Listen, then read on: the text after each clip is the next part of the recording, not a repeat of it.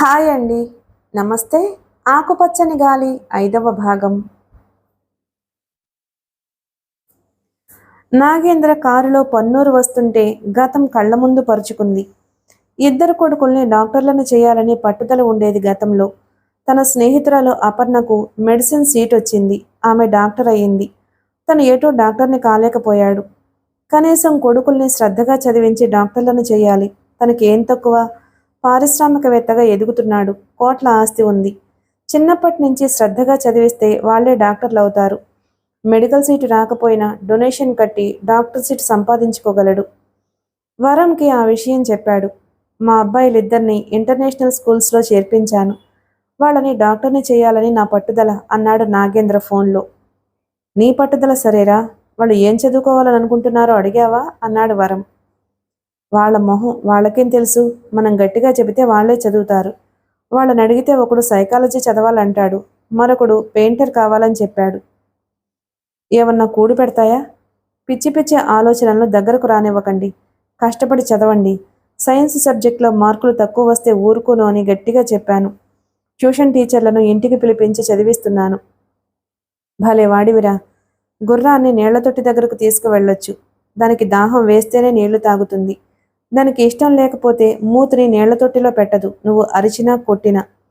వాళ్ళ అభిరుచిని తెలుసుకుని చదివించాలి. నువ్వేదో హై స్కూల్ హెడ్ మాస్టర్వి. నీకు పిల్లల చదువు సంగతి తెలుసని నిన్ను అడిగాను. నాదే బుద్ధి తక్కువ. స్కూల్లో చదివే పిల్లాడు టీవీలో క్రికెట్ మ్యాచ్ చూసి నేను గవాస్కర్ని కావాలి, సచిన్ టెండూల్కర్ని కావాలి అని అనుకుంటే అవుతారా? రోడ్డు మీద ఆటలకే పరిమితమవుతుంది. అటు చదువు అటకెక్కుతుంది అన్నాడు నాగేంద్ర పెద్దగా నవ్వుతూ. నీ పిల్లల చదువు నీ ఇష్టంగాని ఏమిటి సంగతులు? వసుమతి ఎలా ఉంది? ఆరోగ్యం బాగుంటుందా? డాక్టర్ అపర్ణ ఎప్పుడన్నా కనిపిస్తుందా? ఆ అపర్ణతో కలిసి తిరుగుతున్నానేమో అని వసుమతికి అనుమానం. అపర్ణ తన మెడికల్ ప్రాక్టీస్లో బిజీగా ఉంది. వీలు చూసుకుని పొన్నూరు వస్తానులే. సంపాదనలో పడ్డావు. నీకెక్కడ తీరుకుంటుంది? మన ఊరి వాళ్ళు మాత్రం నీ గురించి గొప్పగా చెబుతూ ఉంటారు. అతి తక్కువ కాలంలో కోట్లకు పడగలెత్తింది నువ్వు ఒక్కడివే అని చెప్పుకుంటూ ఉంటారు. నువ్వు స్థిరపడడం నాకు సంతోషమే. మాబోటి వాళ్లకు ఎప్పుడన్నా కావాలంటే ఆర్థిక సహాయం చేస్తావు అన్నాడు వరం. మీ తమ్ముడు కూడా బాగానే సంపాదించాడు కదరా. వాడి దారి వేరు. వాడి దగ్గర నేను డబ్బు తీసుకున్న వడ్డీ వసూలు చేస్తాడు. ఎక్కడన్నా బావగాని వంగతోట దగ్గర కాదు. అది వాడి పద్ధతి. ఎవరు ఎవరిని సరిదిద్దలేరు. ఎవరి దారి వాళ్ళది. నడిచే దారిలో ఎదురు దెబ్బలు తగిలితే తన దారి మార్చుకునేవాడు తెలివైనవాడు. నేనంటే మాత్రం గౌరవంగానే ఉంటాడు. తమ్ముడు చక్రపాణి గురించి చెప్పుకుపోయాడు. తను ఆశించిన సమాధానం పిల్లల చదువు విషయంలో రాకపోయేసరికి ఎక్కువసేపు మాట్లాడాలనిపించలేదు బాల్యమిత్రుడితో. ఫోన్ ఆఫ్ చేశాడు నాగేంద్ర. మీ ఎంసెట్ రిజల్ట్స్ ఎప్పుడొస్తాయి? రోజు కొడుకుని అడిగేవాడు. నాకేం తెలీదు. నిర్లక్ష్యంగా సమాధానం ఇచ్చేవాడు అమిత్. వెబ్సైట్లో ఎంసెట్ రిజల్ట్స్ వచ్చాయి. జాగ్రత్తగా చూశాడు అమిత్కు ఎన్నో ర్యాంక్ వచ్చిందో అని. చూసి నిరుత్సాహపడిపోయాడు నాగేంద్ర. అసలు క్వాలిఫై కాలేదు. మెడిసిన్ చదవడం ఇష్టం లేదని చెబుతూనే ఉన్నాడు. కావాలనే పరీక్షలు సరిగ్గా రాసుండడు. బ్రిలియంట్ స్టూడెంట్ అని వాడి క్లాస్మేట్స్ లెక్చరర్స్ అంటూ ఉంటారు. ర్యాంకు రాకపోవడానికి కారణం వాడికి ఇష్టం లేకపోవడమే. వరం చెప్పిందే నిజమైంది. వసుమతి మీద కోపం వచ్చింది. కన్నతల్లి చెబితే పిల్లలు వింటారు, ఆమె చెప్పదు. వాళ్ళను ఫ్రీగా వదిలేయండి. చదివితే చదువుతారు, లేకపోతే ఏదో ఒక వ్యాపారం చేస్తారు. చెడు మార్గంలో తిరుగుతుంటే మందలించాలి గాని అనవసరంగా వాళ్ళ మీద ఒత్తిడి తీసుకురాకండి అని చెబుతుంది. కానీ తను చెప్పినట్లు వినదు. తన తండ్రి కూడా తన మీద ఒత్తిడి తెచ్చాడు. పెళ్లి విషయంలో అపర్ణను పెళ్లి చేసుకోవడానికి వీల్లేదు, వసుమతిని వివాహం చేసుకోవాల్సిందే అని గట్టిగా చెబితే తండ్రి మాట తను విన్నాడు కదా. అమిత్ తన మాట ఎందుకు వినడు? కోపడినా తల వంచుకుని ఉంటాడు. కానీ చెప్పింది చేయడు. వాడు ఏదనుకుంటే అదే చేస్తాడు. తన ఛాంబర్లో కూర్చోబుద్ధి కాలేదు. లిఫ్ట్లో గ్రౌండ్ ఫ్లోర్కి చేరుకున్నాడు. కారు డ్రైవర్ కనిపించలేదు. విసుక్కుంటూ పోర్టికోలో నిలబడ్డాడు. 10 నిమిషాల తర్వాత వచ్చాడు డ్రైవర్ రాములు. అతని మొహం 1000 వోల్ట్ల బల్బులా వెలిగిపోతుంది. వాడి చేతిలో స్వీట్స్ బాక్స్ ఉంది. వెనక సీట్లో కూర్చుని పోని అన్నాడు నాగేంద్ర. రాములు సంకోచిస్తూ స్వీట్ బాక్స్ నాగేంద్రకు అందించాడు. మా వాడికి డాక్టర్ సీట్ వచ్చింది సార్ అన్నాడతను. ఆశ్చర్యపోయాడు నాగేంద్ర. మీ వాడు ఎంసెట్ రాస్తున్నాడని గాని బాగా చదువుతాడని గాని ఎప్పుడూ చెప్పలేదే అడిగాడు డ్రైవర్ని. మా అబ్బాయి చదువు సంగతి నాకేమీ తెలియదు. ఎప్పుడూ స్నేహితులతో తిరుగుతూ ఉంటాడు, ఆటలాడతాడు. అప్పుడప్పుడు సినిమాలకు కూడా వెళ్తాడు. స్నేహితుల దగ్గర పుస్తకాలు తెచ్చుకుని రాత్రంతా మేలుకుని చదివేవాడు. మరీ ఎక్కువగా నిద్ర మేలుకుని చదవకు అని వాళ్ళమ్మ చెబితే ఆమె మాట వినేవాడు. తెల్లవారుజామున నిద్రలేచి చదివేవాడు. తన కొడుకు చదువు గురించి చెప్పాడు రాములు. వాళ్ళ ఇంటికి వెళ్ళి రాములు కొడుకుని మనసారా కంగ్రాట్స్ చెప్పాలనిపించింది. అతని కుటుంబ సభ్యులని పరిచయం చేసుకోవాలనిపించింది. కారుని మీ ఇంటికి పోనివ్వు. రాములు ఇంటి ముందు కారాగింది. చుట్టుపక్కల ఏళ్లలోని చిన్నపిల్లలు కారు చుట్టూ మోగారు. ఈ పిల్లలందరినీ మా అబ్బాయి ఆడిస్తూ ఉంటాడు, వాడొచ్చాడేమో అని కారు చుట్టూ మోగారు అన్నాడు రాములు. ఈ పిల్లలందరికీ చాక్లెట్స్, బిస్కెట్లు కొనిపెట్టు. ఆ పిల్లల వయసులో కాస్త పెద్దవాడుగా ఉన్న అబ్బాయికి 2 500 నోట్లు ఇచ్చాడు నాగేంద్ర. 2 గదుల ఇల్లు, పైన స్లాబ్ కూడా లేదు, రేకులు పరిచున్నాయి. ఈ ఇంట్లోనా మీరుండేది? ఆశ్చర్యంగా ప్రశ్నించాడు నాగేంద్ర. ఇంట్లోకి వెళ్ళి కూర్చుంటే సరిగ్గా వెలుతురు కూడా రావడం లేదు. తిరగాలా వద్దా అని ఇబ్బంది పడుతున్న ఫ్యాను. ఇంటి వెనుక వైపు మరో చిన్న రేకుల షెడ్డు. మా వాడు ఈ షెడ్లోనే చదువుకుంటూ ఉంటాడు. ఆ షెడ్డు చూపించి అన్నాడు రాముడు. తనది పెద్ద భవనం, అన్ని ఏసీ రూమ్లు, చదువుకోవడానికి అన్ని సౌకర్యాలు ఉన్నాయి. ఇంట్లోకి ఓ పెద్దాయనొచ్చాడు. ఆయన్నెవరో పరిచయం చేశాడు. అనీష్ తాతగారు, మా ఆవిడ తండ్రి, ఇంటికి పెద్ద దిక్కు. తాత అంటే అనీష్కి ప్రాణం. చదివి చదివి అలసిపోయినప్పుడు ఎదురుగా తాత కనిపించి 2 మాటలు మాట్లాడితే మా అబ్బాయి మనసు తేలికవుతుందట. రోజు ఆయన పక్కన పడుకోవాల్సిందే ఇప్పటికీ. ఆయన రిటైర్డ్ ఎలిమెంటరీ స్కూల్ టీచరు. చిన్నప్పుడు మా వాడిని చదివించింది, ఆటపాటలు నేర్పింది ఆయనే. వినికిడి సమస్య వచ్చింది. మనం చెప్పింది ఆయనకి వినిపించదు. కానీ మనవడు ఏం మాట్లాడినా ఆయనకు అర్థమవుతుంది. వాడు ఏదో చెబుతూ ఉంటాడు, ఆయన ఆలకిస్తూ ఉంటాడు. తాత మనవడి అనురాగ బంధం గురించి చెప్పుకుపోయాడు రాములు. అనీష్ వచ్చాడు ఇంట్లోకి 4-5 మిత్రులతో. మా ఓనర్ నాగేంద్ర గారు పరిచయం చేశాడు రాములు. మా నాన్నకి మీరంటే ఎంతో గౌరవం, మీ గురించి ఎప్పుడూ చెబుతూ ఉంటారు అంటూ నాగేంద్రకు పాదాభివందనం చేశాడు అనీష్. అతడి భుజం నిమిరి అభినందనలు తెలిపాడు. 9 ఏళ్ల కిందటి సంఘటన అది. ఆ దృశ్యాలు చిరిగిపోయాయి కారు పొన్నూరు చేరుకోవడంతో. కొడుకుని చూడాలనిపించే ఆ ప్రయాణం. వరం ఉండే ఇల్లు ఎక్కడో తెలుసు, కారు అక్కడికే పోనిచ్చాడు. అతన్ని చూసి ముందు ఫోన్ చేయకుండా ఊడిపడ్డావేమిటి అని అడిగాడు వరం, నాగేంద్ర చెయ్యి పట్టుకుని ఇంట్లోకి తీసుకువెళ్తూ. 2 చేతులు జోడించి నమస్కరించాడు చక్రపాణి. ఒకే ఊరు అవడం, హైదరాబాద్ వెళ్ళాక బాగా సంపాదించాడని తెలిసి అతి వినయం చూపిస్తాడు చక్రపాణి. అతనికంటే 4 ఏళ్లు పెద్దవాడు. బావున్నావా? పలకరించాడు నాగేంద్ర చక్రపాణిని. ఏం బావుండడం లేండి, దెబ్బ మీద దెబ్బ తగిలి అన్ని విధాలా నష్టపోయాను. అన్నయ్య నాకు ధైర్యం చెబుతూ ఉన్నాడు అన్నాడతను. ఏమిటన్నట్టు వరం వైపు చూశాడు. తర్వాత చెబుతాన్లే అన్నట్టు మిత్రుడి వైపు చూశాడు. మా తమ్ముడికి కొన్ని సమస్యలొచ్చి మీద పడ్డాయి. లోపలికి వెళ్ళి 2 కప్పులు కాఫీ పంపించు. బాత్రూంలో గేజర్ వేసుంచు. స్నానం చేస్తే ఫ్రెష్గా ఉంటుంది అన్నాడు వరం. చక్రపాణి లోపలికి వెళ్ళాడు. మా వాడిని చూసి 6 నెలలవుతుంది. వాడుండే ఇంటికి వెళ్దాం పదా. వెళదాం లేరా, ముందు స్నానం చేసి వేడివేడి కాఫీ తాగు. బడలికి తీరాక అక్కడికి వెళ్దాం. టిఫిను కాఫీ సూర్యాపేటలో అయిపోయింది. స్నానం ఇప్పుడు చేయను, ముందు వెళ్ళొచ్చేద్దాం పదా. లేచి నిలబడ్డాడు నాగేంద్ర. నువ్వు ఏదనుకుంటే అదే జరగాలి. అన్నిట్లోనూ స్పీడు. ఆ స్పీడు తట్టుకోలేక నీ కొడుకు నీకు దూరంగా జరిగిపోయాడు. నువ్వు చెప్పింది నిజమే. అనుభవం అనే దువ్వెన సంపాదించేటప్పటికి నా నెత్తి మీద జుట్టు రాలిపోయింది అన్నాడు నాగేంద్ర నవ్వుతూ కారు వైపు నడుస్తూ. వాళ్ళిద్దరూ హరిత ఇంటికి చేరుకున్నారు. ఇంటి ముందు రకరకాల పూల మొక్కలు, చుట్టూ పచ్చటి చెట్లు, డాబా మీదకు దట్టంగా పాకిన సన్నజాజి తీగలు చూస్తూ అక్కడే నిలబడిపోయాడు నాగేంద్ర. ఎవరో వచ్చారని గమనించి గుమ్మం దగ్గరకు వచ్చిన లహరి వరంని చూసి, తాతగారు వచ్చారమ్మా అంటూ లోపలికి పరిగెత్తింది. ఆ చిన్నారి మా హరిత కూతురు. హరిత భర్త చనిపోయాడు. టీచర్గా పనిచేస్తూ సంసారాన్ని లాక్కొస్తుంది. తెలివైన అమ్మాయి, బాగా నిదానం. వంటింట్లోంచి వచ్చింది హరిత. వంట చేస్తున్నాను బాబాయ్ అంది. ఆమె నుదుటి మీద పడుతున్న ముంగురులు సర్దుకుంటూ. ఆమె వైపు తేరిపార చూశాడు. సన్నగా నాజుగ్గా పూలరేకులు అద్దినట్లున్న శరీర ఛాయ, చురుకైన కళ్ళు, పొడుగాటి జడ. అంత అందంగా ఉంది కాబట్టే తన కొడుకుని వెళ్లనివ్వకుండా కట్టిపడేసుకుంది అనుకున్నాడు నాగేంద్ర. 3 ఏళ్ల పాపకు తల్లి అంటే నమ్మలేకపోయాడు. కాలేజీలో చదువుతున్న అమ్మాయిలా కనిపించింది. వారెవరు? తనను పరిశీలనగా చూస్తున్న అతన్ని గమనించి అడిగింది. నా బాల్యమిత్రుడు. మీ ఇంట్లో ఉంటున్న అమిత్ తండ్రి హైదరాబాదులో పెద్ద మిత్రుడి చెయ్యి గట్టిగా నొక్కాడు, తన గురించి వివరాలు చెప్పొద్దన్నట్టు. పెద్ద ఇండస్ట్రియలిస్ట్. పదం నోట్లో నుంచి బయటకు ఊడి పడలేదు. మీరు మాట్లాడుకుంటూ ఉండండి, అరగంటలో వంట పూర్తి చేస్తాను. మీరు మీ మిత్రుడు ఇక్కడే భోజనం చేసి వెళుదురు గాని. టీపై మీద మ్యాగజైన్స్ ఉన్నాయి, తిరిగేస్తూ ఉండండి అనేసి లోపలికి వెళ్ళిందామె. ఆ అమ్మాయిని అనవసరంగా ఇబ్బంది పెడుతున్నాం, మాకు వంట చేయొద్దని చెప్పాల్సింది అన్నాడు నాగేంద్ర వరంతో. లహరి వచ్చి సోఫాలో నాగేంద్ర పక్కన కూర్చుంది. నీ పేరేమిటి తల్లి? పాపని అడిగాడు. తల్లి ఏమిటి? నేను మీ అమ్మని కాదు, చిన్న పాపని అంది పాప. నవ్వుకుంటూ తలనిమిరాడు. నిన్ను చూస్తుంటే మా డాడీని చూస్తున్నట్టుంది అంది లహరి నాగేంద్ర మొహంలోకి సూటిగా చూస్తూ. మీ నాన్నెవరు? నీకు తెలియదు కదూ? మా ఇంట్లోనే ఉంటాడు, నన్ను ఆడిస్తాడు, కథలు చెబుతాడు, నా పక్కనే ఎప్పుడూ ఉంటాడు. అమిత్ ఎవరో తెలీదా? చూపుడు వేలుని బొగ్గకేసి నొక్కుంటూ అంది. మీ అమ్మమ్మేది? ఇంట్లో కనిపించడం లేదు? పాపని అడిగాడు వరం. మా డాడీ కారులో అమ్మమ్మని శ్రీశైలం తీసుకువెళ్ళాడు, రేపు కూడా రారు, ఎల్లుండి వస్తారని చెప్పింది.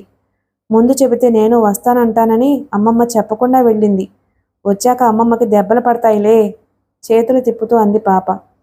లహరి మాట్లాడుతున్నంతసేపు నాగేంద్రకు నవ్వాగడం లేదు. ఈ బుడ్డది అమిత్లో నా పోలికలు ఉన్నాయని ఎంత కరెక్ట్గా చెప్పిందో చూసావా? సూపర్ కిడ్లా ఉంది అన్నాడు నాగేంద్ర వరంతో. నువ్వు మాతోనే ఉండిపోతావా? నాగేంద్రను అడిగింది. హైదరాబాదులో నాకు పెద్ద ఇల్లుంది, మీ దగ్గర ఎందుకుంటాను? నాలాగా చిన్నపిల్లలున్నారా మీ ఇంట్లో? పాపను దగ్గరకు తీసుకుని నుదురు మీద ముద్దు పెట్టుకున్నాడు. కళ్ళల్లో నీళ్లు తిరిగాయి. నీకు తెలుసా, మీ డాడీ నా కొడుకే అన్నాడు పాప చేతిని నిమురుతూ. షూ, మా అమ్మ వింటే ఊరుకోదు. మీ అబ్బాయిని డాడీ అనొద్దంటుంది. నాకు డాడీ అంటేనే ఇష్టం. వంట పని ముగించుకుని స్నానం చేసి హాల్లోకి వచ్చింది హరిత. పచ్చని ఆకుపై మెరుస్తున్న ముత్యంలా కనిపించింది. అమిత్ సెలెక్టెడ్ ఏ జమ్, యా షీజ్ లైఫ్ పార్ట్నర్ అనుకున్నాడు నాగేంద్ర మనసులో. ఇప్పటికే ఆలస్యమైంది, వడ్డించేస్తాను బాబాయ్ అందామె వరం వైపు చూస్తూ. మీ వరం బాబాయి నేను దూరపు బంధువులం, ఇద్దరిది ఒకే ఊరు. నాకు వరం బావ వరుస అవుతాడు. వాడి కజిన్ సిస్టర్ని నేను పెళ్లి చేసుకున్నాను. Man proposes, God disposes.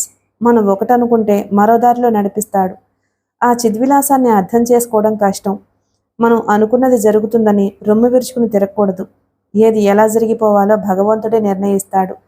ఏ దారిలో నడవమంటే ఆ దారిలో నడుచుకుంటూ పోవడమే. దారిలో రాళ్ళు రాపలు కనిపిస్తాయి. నాకిప్పుడు పూలదారిలో అడుగుపెట్టినట్లు అనిపిస్తుంది చెప్పుకుపోయాడు.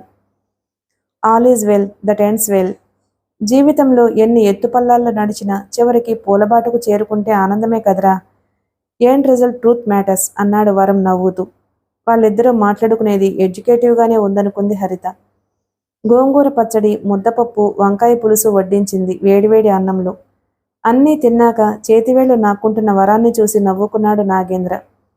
నీ చిన్నప్పటి అలవాటు ఇంకా పోలేదేమిట్రా అన్నాడు వరం వైపు చూస్తూ. సంగీతం వింటుంటే ఆ సంగీత ధారలో మమేకమైపోతాను. స్కూలు పిల్లలతో వాళ్లలాగే మాట్లాడేస్తాను. వాళ్లతో కలిసి వాలీబాల్, ఫుట్బాల్, క్యారమ్స్ ఆడతాను. ఆదివారం నాడు పంట కాలువ దగ్గర ఎవరన్నా ఈత కొడుతుంటే అక్కడే బట్టలు విప్పేసి కాలువలో దూకి ఈత కొడతాను. గాలంతో చేపలు పడతాను. ఓపిగ్గా కూర్చుని అన్నం తినేటప్పుడు అంతే. కూరల రుచి ఆస్వాదిస్తూ తింటాను. ఆ రుచి చేతవేళ్లకు అంటుకున్నట్లు అనిపిస్తుంది. చేతివేళ్లు నాకితే గాని నాకు తృప్తి ఉండదు. హరిత, నాగేంద్ర నవ్వుకున్నారు. ఆమెకు మొదట్లో మాస్టర్ గారి మాటలు చాలా విచిత్రంగా అనిపించేవి. పిల్లల దగ్గరకు వెళ్ళి, ఒరై, నీ దగ్గర పెన్సిల్ ముక్కుంటే ఇవ్వరా, సాయంత్రం తిరిగిచ్చేస్తాను. క్లాస్లో ఎవరన్నా పిల్లాడు చీదుతూ తుమ్ముతూ కనిపిస్తే, ఒరై, చిన్నప్పుడు చీవిడి ముక్కుతో తలదువ్వుకోకుండా ఒక్కొక్క రోజు బద్దకించి స్నానం కూడా చేయకుండా స్కూలుకు వెళ్ళేవాణ్ణి. చొక్కా అంచుతో చీమిడి ముక్కు తుడుచుకునేవాణ్ణి. మా ఇంగ్లీష్ మాస్టారు నన్ను ఓ అమ్మాయి పక్కన కూర్చోబెట్టారు. ఇక నా అవస్థ ఏం చెబుతాను? ఆ అమ్మాయి నాకు కొంచెం దూరంగా పక్కకు జరిగి కూర్చోవడం గమనించాను. మరుసటి రోజు స్నానం చేసి శుభ్రంగా తలదూవుకుని ముక్కు తుడుచుకోవడానికి రుమాలు జేబులో ఉంచుకుని స్కూలుకు వెళ్ళాను. చిన్నపిల్లాడిలా మారిపోయి చెప్పుకుపోయాడు వరం. భోజనం చేశాక హాల్లోకొచ్చి కూర్చున్నారు. లహరికి నిద్ర ముంచుకురావడం గమనించి గదిలోకి తీసుకువెళ్ళి పడుకోబెట్టొచ్చింది హరిత. ఎప్పుడున్నా వీలు చూసుకుని పాపని హైదరాబాద్ తీసుకురండి. మీ అమ్మగారిని కూడా తీసుకురండి. మా అబ్బాయి ఎటూ నన్ను చూడ్డానికి రాడు. మీరు బయలుదేరితే వాడు కూడా మీతో పాటు కదులుతాడు అన్నాడు నాగేంద్ర. ఆయనేదో జాలిగా తనను అడుగుతున్నట్లు అనిపించింది. వీళ్ళెప్పుడు శ్రీశైలం నుంచి తిరిగొస్తారు అడిగాడు వరం. రేపు కూడా రారు, ఎల్లుండి ఉదయం బయలుదేరతామని ఫోన్లో చెప్పారు అంది హరిత. వాడు సంతోషంగా ఉన్నాడు. నాకు కావాల్సిందదే. నన్ను చూడాలని వాడు నా దగ్గరకు పరిగెత్తుకు రావాలని నేనేమీ కోరుకోవడం లేదు. హైదరాబాదులో నాకు కొన్ని అర్జెంటు పనులున్నాయి. రాత్రికి తిరిగి వెళ్తున్నాను అన్నాడు నాగేంద్ర. మధ్యాహ్నం ఇక్కడికి దగ్గరలో ఉన్న కాకనూరు గ్రామం వెళ్తున్నాం. అదే మా పుట్టిన ఊరు. చీకటి పడే సమయానికి తిరిగొస్తాం అన్నాడు వరం హరితతో. రాత్రి భోజనానికి మా ఇంటికి రండి బాబాయ్. ఒక్కపూటైనా మా వాడిని మా ఇంట్లో భోజనం చేయనివ్వు. నా తమ్ముడు వెనకట్లాగా లేడుగా. ఇంటికి ఎవరొచ్చినా ఆప్యాయంగా మాట్లాడుతున్నాడు. వాడి సమస్యలు కొన్నున్నాయి. నాగేంద్రతో వివరంగా మాట్లాడాలి. నువ్వేమీ వంట ప్రయత్నం చేయకు. వరంని బాబాయ్ అని పిలుస్తున్నావు. నేను నీకు మావయ్యనవుతాను. ఇక ఎప్పుడు పొన్నూరు వచ్చినా మీ ఇంట్లోనే మకాం వేస్తానమ్మా. కొద్ది పరిచయానికి మనము ఆత్మీయులమైపోయాము. వెళ్ళొస్తాము తల్లి అన్నాడు నాగేంద్ర సోఫాలోంచి లేచి నిలబడి. వాళ్ళిద్దరూ వెళ్ళిపోయాక దీర్ఘాలోచనలో పడింది హరిత. నాగేంద్ర గారు కొడుకును చూడడానికి వచ్చారా, తనను చూడడానికి ఏదో నెపం పెట్టుకుని వచ్చారా? కారు ఊరు దగ్గరకొచ్చింది. పంటకాలవ పక్కన కారు ఆపాడు. ఎక్కడ ఆపావే? ఇంకో కిలోమీటర్ వెళితే గాని మన ఊరు రాదు అన్నాడు వరం నాగేంద్రతో మెలికలు తిరిగిపోతూ ఉన్న ఊరి బాటవైపు చూస్తూ. నాకు తెలుసులే, నువ్వు దిగుస్వామి ముందు అన్నాడు నాగేంద్ర. కాలువలో పడిపోవడానికి ఊగిసలాడుతున్న రావి చెట్టు దగ్గర నిలబడ్డారు వాళ్ళిద్దరూ. ఆ చెట్టు వేళ్లు బయటపడి కాలువ నీటిని తాకుతున్నాయి. మనం ఎక్కడే చిన్నప్పుడు ఈతలు కొట్టేవాళ్ళం అన్నాడు నాగేంద్ర. నిశ్శబ్దంగా ఉన్న అక్కడి వాతావరణం బాగా నచ్చింది. నిర్మల నీలి ఆకాశాన్ని చూస్తూ ఉండిపోయారు వాళ్ళిద్దరూ. అప్పట్లో పొలాల చెట్ల మీద నుంచి వచ్చి ఆకుపచ్చ గాలిని వదిలేసి పట్నం వెళ్ళొద్దు అనుకునేవాళ్ళు. చాలా దూరం ప్రయాణం చేశాను, అలసిపోయాను. నీతో పాటు చెట్టు నీడన కాలువగట్టు మీద కూర్చుని బాల్యంలో జరిగిన సంఘటన గుర్తుకు తెచ్చుకుంటూ ఉంటే అలసటంతా దూదిపింజలా తేలిపోతూ ఉంది. ఇక్కడికే వచ్చేరాదు అన్నాడు వరం. అపర్ణ హైదరాబాద్లో ఉంది. ఎలా రాగలను వదిలి? ఆమెను వదిలి రాలేనంత బంధం ఏర్పడిందా మీ ఇద్దరి మధ్య? వసుమతి నన్ను పిల్లలిద్దరినీ వదిలి పైలోకాలకు వెళ్ళిపోయాక జీవితంలో పెద్ద శూన్యం ఏర్పడింది. ఆ అగాధాన్ని పూడ్చడానికి అపర్ణ నాకు దగ్గరైంది. ఒంటరిగా వదిలేస్తే నేను ఏమైపోతానో అని నాకు సన్నిహితమైంది. తమ ఉనికినే పట్టించుకోకుండా కాలువగట్టు మీద తన పక్కన చేరిన తెల్లటి కొంగవైపు చూస్తూ అన్నాడు నాగేంద్ర. నువ్వే వసుమతిని నిర్లక్ష్యం చేసి అపర్ణకు దగ్గరయ్యావని, తమను పట్టించుకునేవాడివి కాదని అమిత్ చెబుతూ ఉండేవాడు. నువ్వు నమ్ముతావా? వసుమతి ప్రతిక్షణం సంతోషంగా ఉండాలనే ప్రయత్నించేవాణ్ణి. మా వాళ్ళిద్దరికీ నేనేం లోటు చేశాను? కొడుకులు ఇద్దరు ఉన్నత స్థితికి చేరుకోవాలని, డాక్టర్లను చేయాలని కలలు కంటూ ఉండేవాణ్ణి. ఏ స్కూల్లో చదువుకుంటామంటే ఆ స్కూల్లో చదివించేవాణ్ణి. ట్యూషన్ మాస్టారు ఇంటికొచ్చి పాఠాలు చెప్పేవాళ్ళు. అమిత్ని అమెరికా పంపించి ఎంఎస్ చదివించడానికి లక్షలు ఖర్చయ్యాయి. అరవింద్కి కరోనా మహమ్మారి బారిన పడినప్పుడు హైదరాబాద్లో నేను లేను. మంచి పేరున్న హాస్పిటల్లోనే ట్రీట్మెంట్ ఇచ్చారు. ఫలితం లేకపోయింది. వాడి మరణానికి నేను అపర్ణ కారణమా? ఎవరన్నారా మాట? అమిత్ ఓ రోజు మా ఇద్దరిని నిలదీసి అడిగాడు. నా నిర్లక్ష్యం మూలంగానే వసుమతి, అరవింద్ చనిపోయారని నా మీద ఎగిరిపడ్డాడు అన్నాడు చెమ్మగిల్లిన కళ్ళను కర్చీఫ్తో అద్దుకుంటూ నాగేంద్ర. వాణ్ణి కూడా తప్పు పట్టలేము. అపర్ణ గురించి వాడికి సరైన అవగాహన లేక మిమ్మల్ని నిందించుంటాడు. వసుమతి, అరవింద్ చనిపోయాక నువ్వు చాలా వరకు మారావు. వెనకటి కరుకుదనం, మొండితనం నీలో లేవు. దూరమవుతున్న అమిత్ మీద నీకు ప్రేమ పెరిగిపోతూ ఉంది. అతనికి దగ్గరవ్వాలని ప్రయత్నిస్తున్నావు. నువ్వు చెప్పేది నిజమే. నేను దూరం చేసుకున్న వాటిని మళ్ళీ అక్కున చేర్చుకోవాలనే ఆరాటం ఎక్కువవుతుంది ఈ మధ్య. సర్లే పద. ఇక్కడ కూర్చుంటే ఎలా? ఊళ్ళో మన మిత్రుల్ని కలిసి రావాలి కదా. మనం చదివిన హై స్కూల్ చూడాలన్నావు కదా అన్నాడు వరం. ఊరు సర్పంచ్, హెడ్ మాస్టర్తో మాట్లాడాలి. పాత స్కూల్ భవనం స్థానంలో కొత్త భవనం అపర్ణ తన సొంత డబ్బులతో కట్టిస్తుందట. ఎస్టిమేట్స్ వేసి పంపిస్తే డబ్బు పంపుతుంది. ఆ విషయం మాట్లాడి రమ్మని చెప్పింది. ఆర్థికంగా ఇబ్బందుల్లో ఉన్న ఆమె బంధువులకి డబ్బు ఇచ్చిరమ్మని ఓ ప్యాకెట్ ఇచ్చింది. ఆ ప్యాకెట్లో ఎంతుందో నేను చూడలేదు. 2 నిమిషాలు పెద్దగా నవ్వాడు వరం. నా మాటలు నీకు నవ్వు తెప్పిస్తున్నాయా? కారు డ్రైవ్ చేస్తూ అడిగాడు. అది కాదురా, నువ్వు అదే స్కూల్లో చదివావు. నీ బంధువులు ఊళ్ళో ఆర్థికంగా ఇబ్బందుల్లో ఉన్నవాళ్ళు ఉన్నారు. వాళ్ళకు సహాయం చేయాలని, స్కూలు భవనం కట్టించాలి అన్న ఆలోచన నీకు రాలేదేమిటబ్బా అని అనుకోగానే నవ్వొచ్చింది. ఆమె నేను వేరు కాదు కదా. తనను తాను సమర్థించుకునే ప్రయత్నం చేశాడు నాగేంద్ర. చిన్నప్పటి నుంచి అపర్ణ, నాగేంద్ర ఇద్దరి గురించి వరంకి బాగా తెలుసు. అపర్ణ నిదానస్తురాలు, వీడికేమో ముక్కు మీద కోపం ఉంటుంది. వాళ్ళిద్దరి పక్కపక్క ఇళ్లే. ఆ అమ్మాయి నాగేంద్ర ఎక్కడ ఆడుకుంటుంటే అక్కడ చేరేది. వాడు తను పొలంగట్ల మీద నడుస్తూ ఉంటే తమ వెనకే వచ్చేది. ఆడపిల్ల మన వెనక తిరగడం ఎందుకు, ఆడపిల్లలతో ఆడుకోక అని తనంటే, ఆడపిల్ల ఆడపిల్లలతోనే ఆడుకోవాలన్న రూల్ ఎక్కడుంది? మీతో కలిసి ఆడుకుంటాను, ఆడపిల్లలతోనూ ఆడతాను, నాకు అందరూ స్నేహితులే అనేది. ఆ అమ్మాయినే వెనకేసుకొచ్చేవాడు.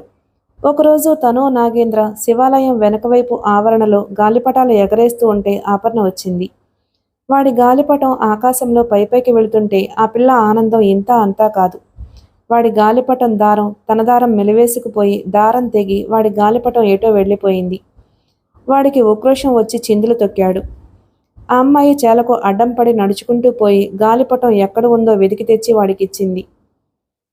నువ్వు నవ్వుకుంటూ నా పక్కన నిలబడ్డావు.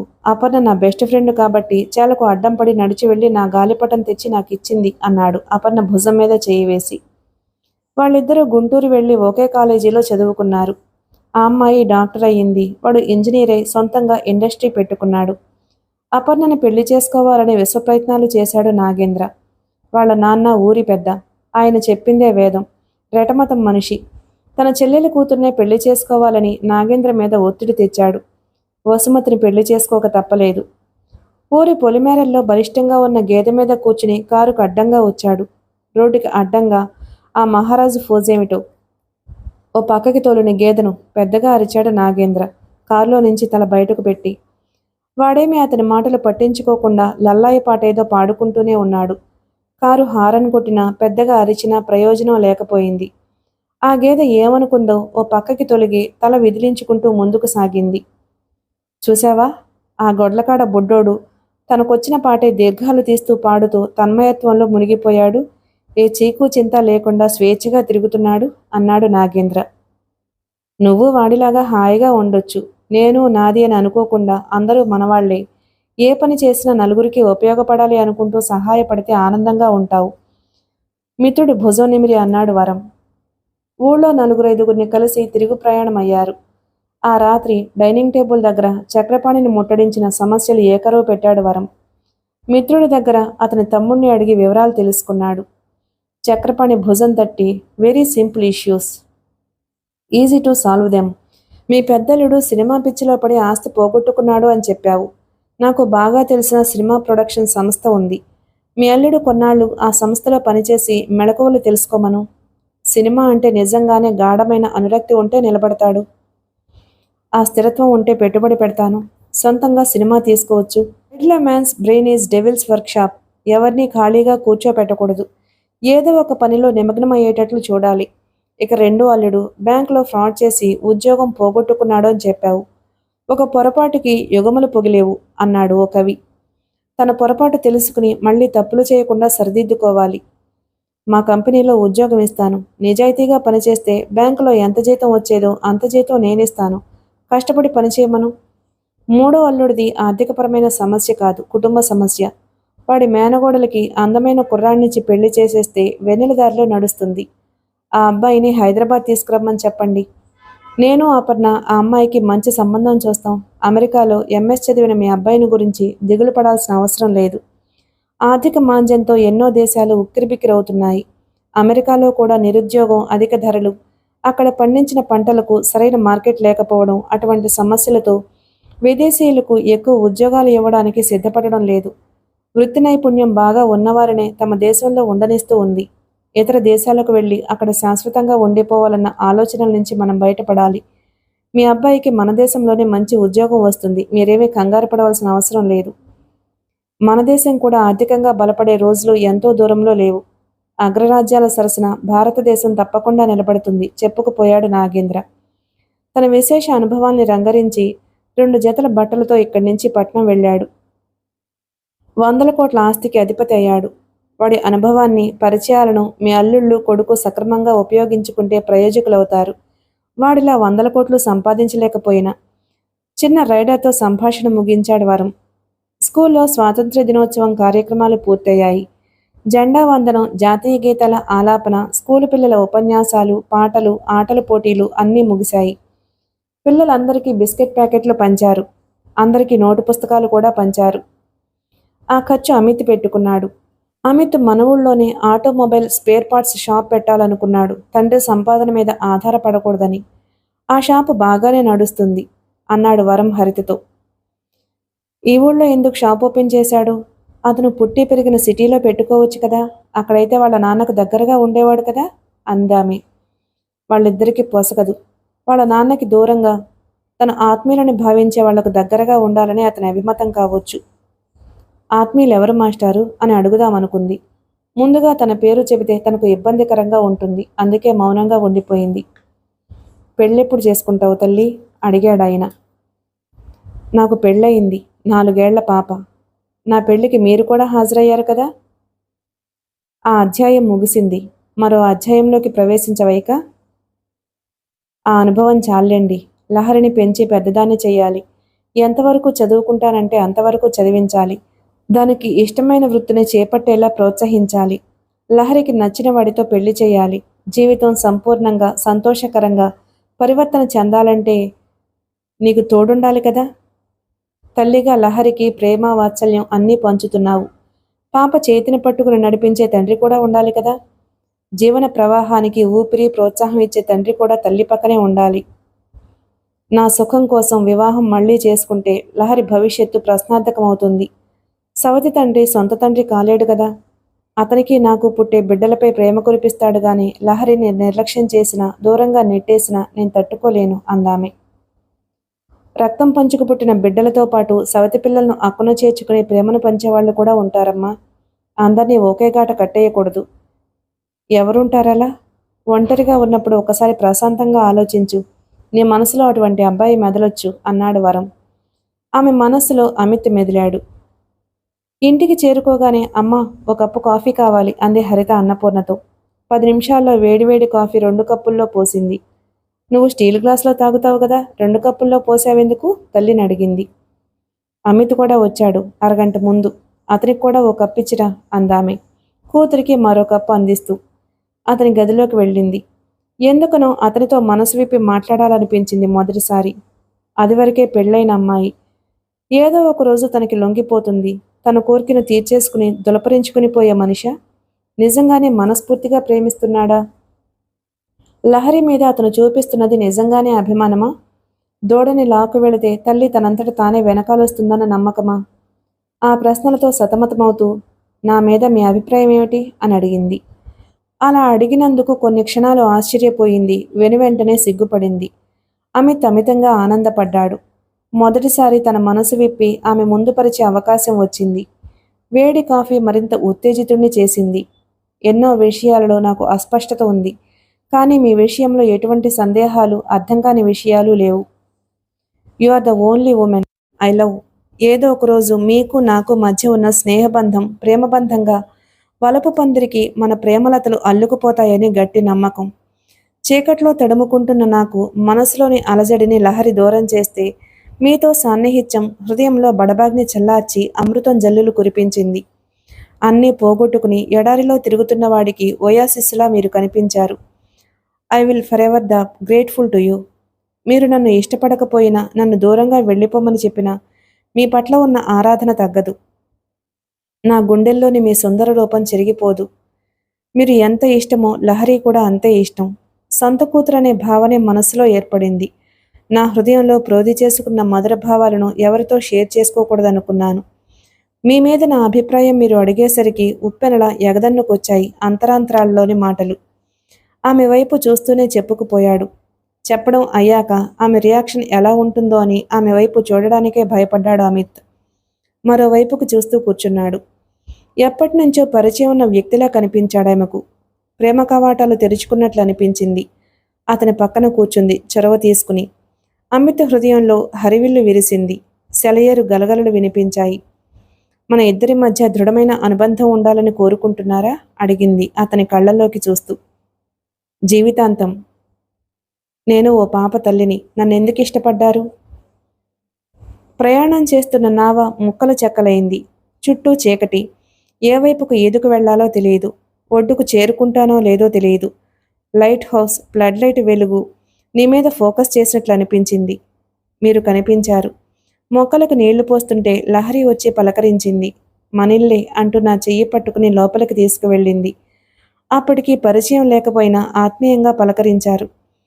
ఈ ఇంట్లో చోటు దొరికితే స్వర్గంలో అడుగుపెట్టినట్లే అనుకున్నాను.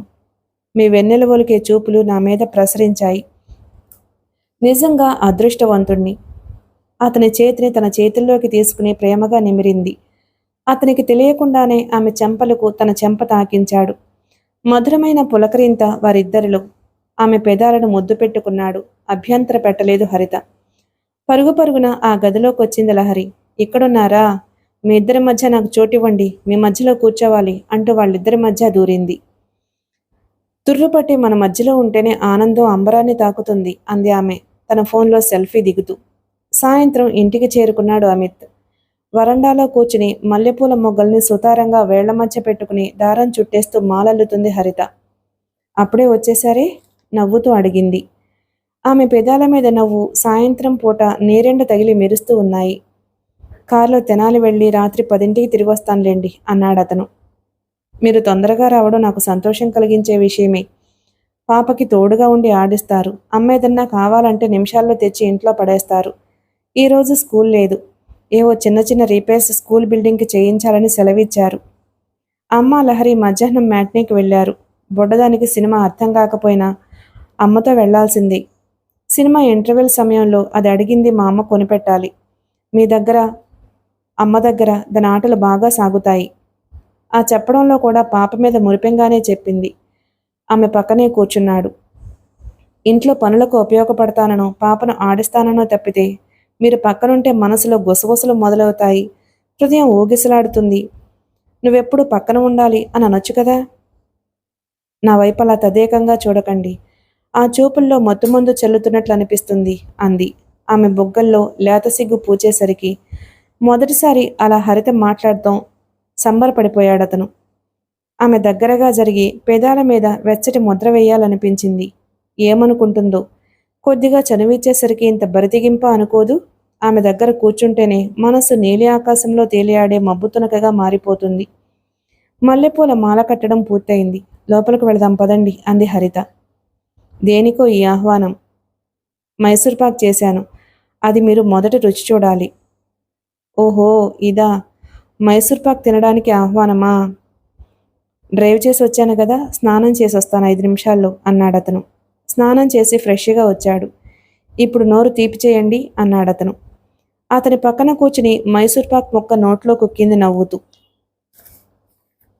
మిగిలిన కథ తరువాయి భాగంలో విందాం. Please like and subscribe my channel. Thank you.